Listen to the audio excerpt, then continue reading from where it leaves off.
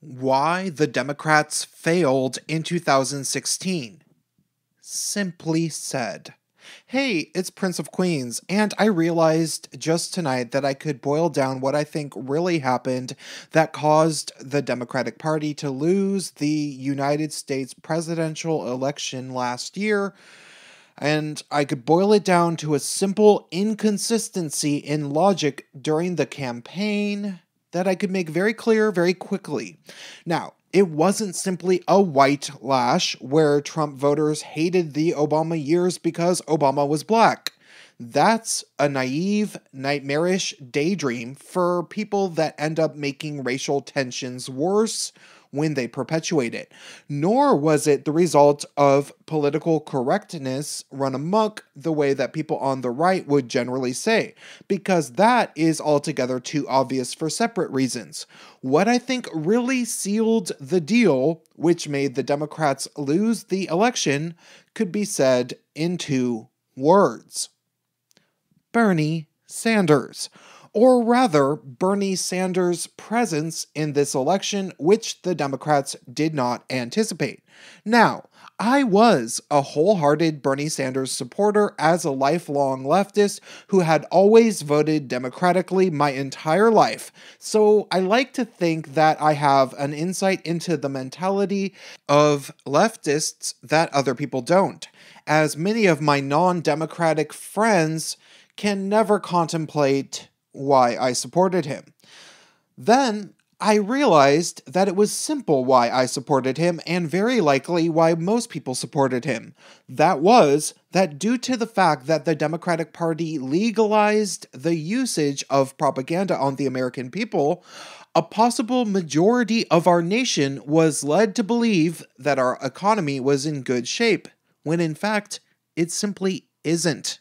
Now, aside from Sanders' history with civil rights and against the Iraq War, which I did appreciate, if we were to assume that the United States is the economic superpower of the entire world, despite the fact that we are in several trillion dollars worth of debt to China, then yes, a lot of what Bernie Sanders was advocating for would have been great.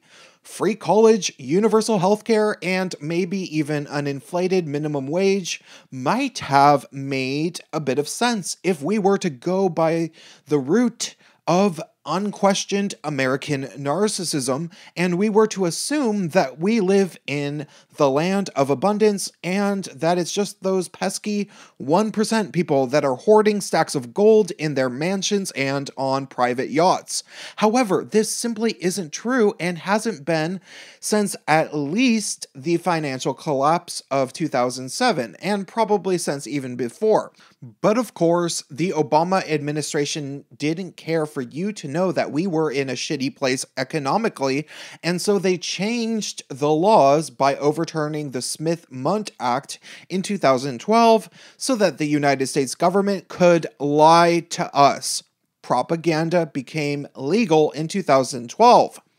I was one of the people that believed these lies, but of course, the Democratic Party itself largely knew that they were lying.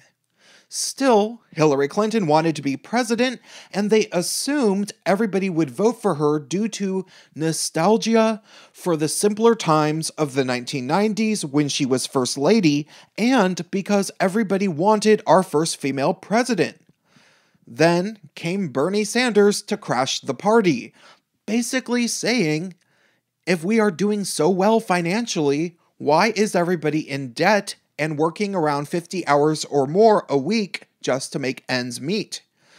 To this, of course, the corporate Democrats had no answer, because in order to answer that question for the masses, they would have had to admit that they were lying the whole time about the economy being in good shape to begin with. In all honesty, the Democratic Party's journalistic economists like Paul Krugman might have been honest when he said that Clinton would have been better for the United States economy than Sanders.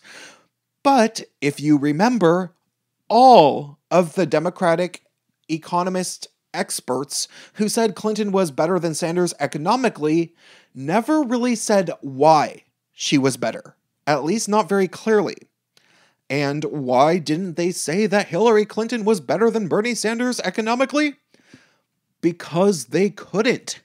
It's like they weren't allowed to, because they were likely paid off to lie about the state of the American economy, as paying them off was perfectly legal due to the Smith-Mundt Act being overturned.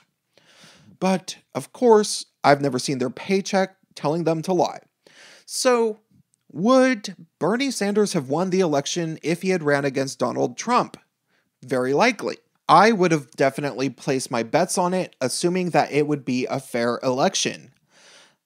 And did Bernie Sanders have any idea that he was peddling an idealistic fantasy to the masses? I have no clue. But I honestly hope he didn't know, because he fooled me personally.